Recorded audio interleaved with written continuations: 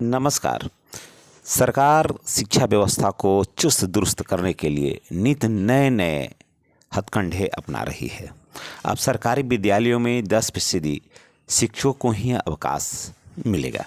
जी हाँ, अगर आप किसी भी स्कूल में अगर 10 शिक्षक हैं तो उसमें से एक ही शिक्षक को आकस्मिक अवकाश मिलेगा और उस एक से अधिक शिक्षकों को आकस्मिक अवकाश नहीं दिया जाएगा।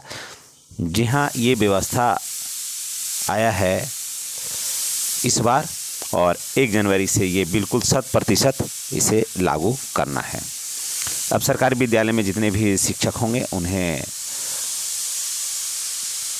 विद्यालय के तालमेल से ही अवकाश लेना होगा। अक्सर हाँ ऐसा होता था कि जिले में जितने भी सरकारी शिक्षकों को आकस्मिक अवकाश सोच समझ कर अब लेना होगा।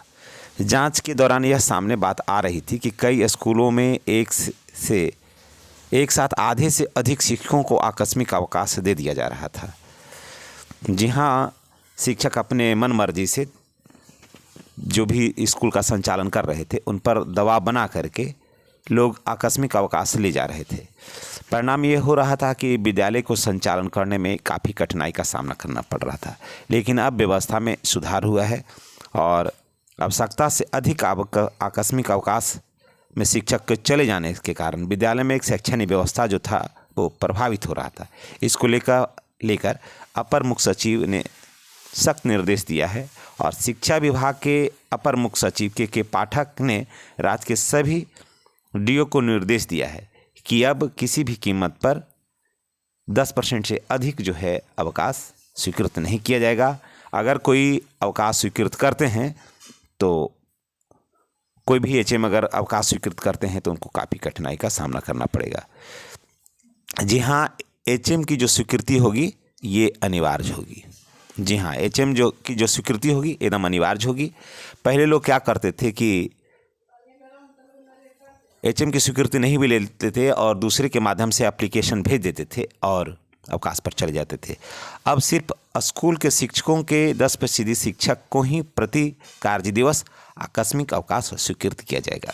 अर्थात यदि किसी विद्यालय में 20 शिक्षक हैं तो 2 शिक्षक को ही आकस्मिक अवकाश लेने का सुविधा मिलेगा। 2 शिक्षक से अधिक आकस्मिक अवकाश नहीं ले सकते हैं।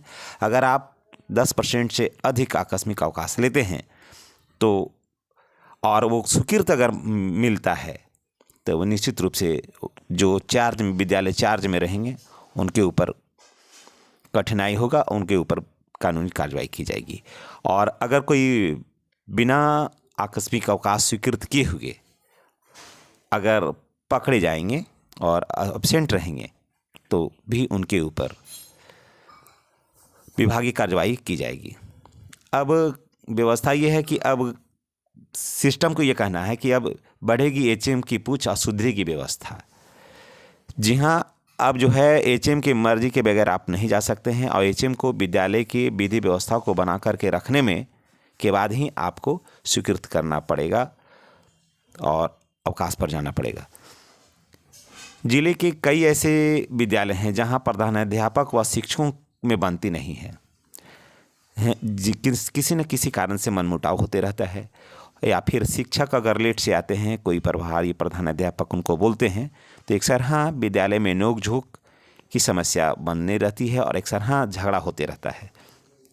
कारण कि जो प्रभार में है विद्यालय के उनको विद्यालय चलाना भी होता है और शिक्षकों की भी मजबूरी होती है कभी कभी ऐसा कि अचानक उनको छुट्टी की ज़रूरत पड़ जाती है। ये दोनों बात सत्य है।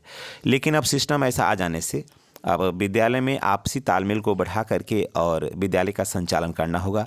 अपनी अपनी मर्जी वहाँ दिखाना किसी भी दृष्टिकोण से हितकर नहीं होगा। ऐसे में शिक्षक खुद भी अपनी मर्जी से गायब रहते थे। वे शिक्षकों पर अब ऐसे जो गायब रहते थे ऐसे शिक्षकों पर लगाम लगेगी। बता दें कि 1 दिन पहले ही 10% शिक्षकों को आकस्मिक अवकाश स्वीकृत किया जाएगा। जी हाँ, अगर आपको 2 तारीख को जाना है तो आपको 1 तारीख को ही विद्यालय में बैठकर एप्लीकेशन लिख करके स्वीकृत करा करके और रजिस्टर में भरा करके आपको जाना होगा। अगर ऐसे में आप नहीं जाते हैं तो आप गलत पकड़े जाएंगे। जी हाँ, 1 दिन पहले ही आपको 10% शिक्षकों का जो है स्वीकृत किया हुआ एप्लीकेशन वहाँ रहना चाहिए। जबकि कार्य दिवस के दिन कई शिक्षक शिक्षिकाएं परिजनों द्वारा आकस्मिक अवकाश की छुट्टी लेने के लिए पत्र स्कूल भेज देते थे।